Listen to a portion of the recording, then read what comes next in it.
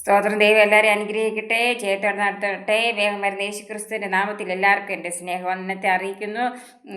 നമ്മൾ ദൈവം ചേത്തോടെ നടത്തട്ടെ. രോഗാവസ്ഥയിലുള്ളവരുണ്ട്, എന്നെ കേൾക്കുന്നവർ, ക്ഷീണാവസ്ഥയിലായിട്ടുള്ളവരുണ്ട്, പരീക്ഷ എഴുതുന്ന കുഞ്ഞുങ്ങളുണ്ട്, അതുപോലെ കുടുംബജീവിതം നയിക്കുന്നവരുണ്ട്, കുടുംബജീവിതത്തിന് ആഗ്രഹിക്കുന്നവരുണ്ട്, ജോലി ആഗ്രഹിക്കുന്നവർ കുഞ്ഞുങ്ങളുണ്ട്. ഇവരെല്ലാം സമർപ്പിച്ച് നമുക്ക് പ്രാർത്ഥിക്കുന്നു. എന്നെ കേൾക്കുന്നവർ, എനിക്ക് ആരെയും അറിയത്തില്ലെങ്കിലും ഞാൻ നിങ്ങളെല്ലാം സമർപ്പിച്ച് ദൈവസന്നിധിയിൽ പ്രാർത്ഥിക്കുന്നു. നിങ്ങളെ ആയിരിക്കുന്നിടത്ത് കർത്താപ്പച്ചൻ്റെ കരുതൽ, കർത്താപ്പച്ചൻ്റെ കൃപ, കർത്താപ്പച്ചൻ്റെ വിടുതലുണ്ടായിരുന്നതിന് വേണ്ടി പ്രത്യേകം പ്രാർത്ഥിക്കുന്നു.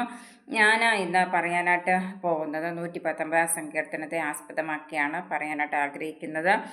അതിൽ യഹോവേ നിൻ്റെ വചനപ്രകാരം നിൻ്റെ ദയയും നിൻ്റെ രക്ഷയും എങ്കിലേക്ക് വരുമാറാകട്ടെ. അപ്പോൾ എങ്ങനെയാണ് യഹോവയുടെ വചനപ്രകാരം നിൻ്റെ ദയയും നിൻ്റെ രക്ഷയും എങ്കിലേക്ക് വരുമാറാകട്ടെ? ഞാൻ നിൻ്റെ വചനത്തിൽ ആശ്രയിക്കുന്നത് കൊണ്ട് എന്നെ നിന്ദിക്കുന്നവരോട് ഉത്തരം പറയാൻ ഞാൻ പ്രാപ്തനാകുന്നുണ്ട്. ഞാൻ നിൻ്റെ വിധികൾക്കായി കാത്തിരിക്കുന്നു. സത്യത്തിൻ്റെ വചനം എൻ്റെ വായിൽ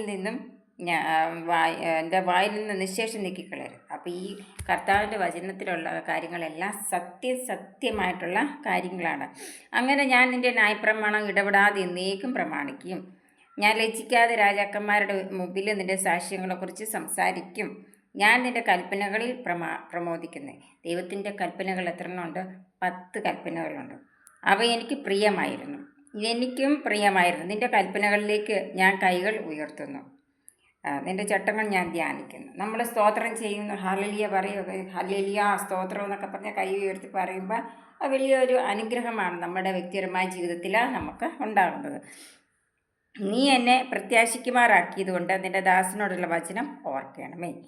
നിൻ്റെ വചനം എന്നെ ജീവിപ്പിച്ചിരിക്കുന്നത് എൻ്റെ കഷ്ടതയിൽ എനിക്ക് ആശ്വാസമാണ്. നമുക്ക് കഷ്ടതകളോ പ്രയാസങ്ങളോ ഒക്കെ വരുമ്പോൾ കർത്താവിനോട് നമ്മൾ കൂടുതൽ അടുത്ത് ജീവിക്കുക. ആ കഷ്ടതയിൽ നിന്നും പ്രയാസങ്ങളിൽ നിന്നും രോഗാവസ്ഥയിൽ നിന്നും ക്ഷീണാവസ്ഥയിൽ നിന്നും മറ്റ് മാനസിക പ്രയാസങ്ങളിൽ നിന്നെല്ലാം വിട്ടുവയ്ക്കാനായിട്ട് സർവശക്തനായ ദൈവത്തിന് സാധിക്കും. അഹങ്കാരം എൻ്റെ അത്യന്തം പരിഹസിച്ചു, എന്നിട്ട് ഞാൻ നിൻ്റെ ന്യായപ്രമാണം വിട്ട് മാറിയില്ല. യഹോവേ, പണ്ടേയുള്ള നിൻ്റെ വിധികൾ ഓർത്ത് ഞാൻ എന്നെ തന്നെ ആശ്വസിപ്പിക്കുന്നു. നിൻ്റെ ന്യായപ്രമാണം ഉപേക്ഷിക്കുന്ന നിമിത്തം എനിക്ക് ഉഗ്രഹോം പിടിച്ചിരിക്കുന്നു. ഞാൻ പരദേശിയെ പാർക്കുന്ന വീട്ടിൽ നിൻ്റെ ചട്ടങ്ങൾ എൻ്റെ കീർത്തനം ആകും. നമ്മൾ പാർക്കുന്ന വീട്ടിൽ നമ്മൾ എന്ത് ചെയ്യണം? കർത്താവിൻ്റെ വചനം വായിക്കുകയും കർത്താവിനോട് പ്രാർത്ഥിക്കുകയും ആരാധിക്കുകയും ഒക്കെ ചെയ്തു വയ്ക്കുക. ആ ഭവനത്തിൽ സമാധാനം ഉണ്ടാകും, സന്തോഷം ഉണ്ടാകും, ആശ്വാസം ഉണ്ടാകും, വിടുതലുണ്ടാകും. കുഞ്ഞുങ്ങളുടെ മേൽ പരിശുദ്ധാത്മാ നിറവിനാൽ നിറയ്ക്കാനായിട്ട് നമുക്ക് പ്രാർത്ഥിക്കാൻ പറ്റും. അഭിഷേകത്താൽ കുഞ്ഞുങ്ങൾ നിറയ്ക്കാനായിട്ട് ദൈവത്തിന് സാധിക്കും.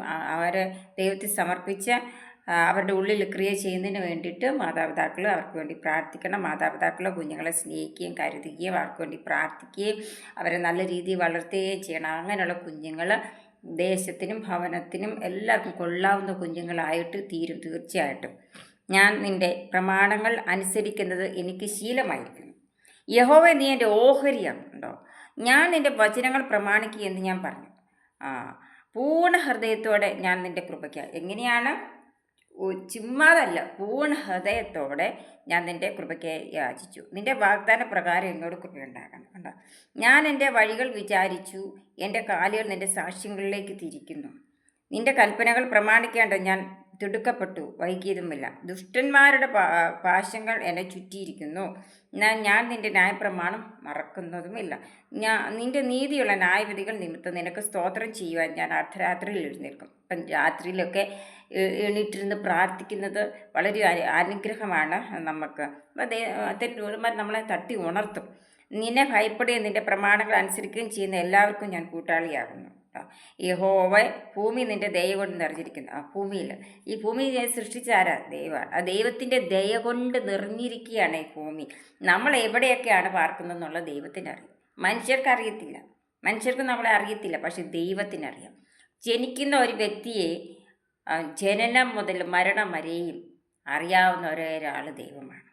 യഹോവേ, ഭൂമി നിൻ്റെ ദൈവം നിറഞ്ഞിരിക്കുന്നു, നിൻ്റെ ചട്ടങ്ങൾ എന്നെ പഠിപ്പിക്കണമേ. അപ്പോൾ ഒരു കുടുംബം എന്ന് പറയുമ്പോൾ മാതാവും പിതാവും മക്കളും കുടുംബവും കുഞ്ഞുങ്ങളും കൂടെ വരുമ്പോൾ ആ കുടുംബം ആയിത്തീരുകയാണ്. ആ കുടുംബം എല്ലാം പരസ്പര സ്നേഹത്തോടും സഹകരണത്തോടും സന്തോഷത്തോടും പോകുമ്പോൾ ആ കുടുംബത്തിൽ വളരെ സമാധാനം ഉണ്ടാകുകയാണ് ചെയ്യുന്നത്. ഇപ്പം എല്ലാവരും ആ കുടുംബത്തിലുള്ളവരൊക്കെ ദൈവത്തെ അറിഞ്ഞ് ജീവിച്ച് നോക്കിക്കേ. അപ്പോൾ ദൈവത്തിന് എന്തോ ഒരു സന്തോഷമായിരിക്കും എന്നറിയാമോ? അതാണ് അതിൻ്റെ പ്രവൃത്തികൾ ആണ് നമ്മളിലേക്ക് ദൈവം തമ്പുരാൻ നൽകി തരുന്നത്.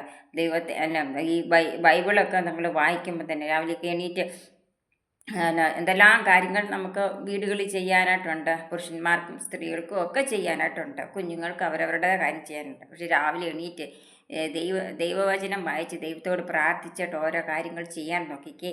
അത് വളരെ പെർഫെക്റ്റായിട്ട് നിങ്ങൾക്ക് ചെയ്യാനായിട്ട് സാധിക്കും. മസ്റ്റായിട്ടും കുഞ്ഞുങ്ങൾ ബൈബിൾ വായിക്കുകയും പ്രാർത്ഥിക്കുകയും ആരാധിക്കുകയും ദൈവസന്നിധി പോവുകയും ദൈവവചനം വായിക്കുകയും കേൾക്കുകയും ചെയ്ത് പോയാൽ നിങ്ങളുടെ വ്യക്തിപരമായ ജീവിതത്തിൽ ആത്മീയതയിലും ഭൗതികതയിലും നിങ്ങൾക്ക് മുന്നേറി ജീവിക്കാനായിട്ട് സാധിക്കും.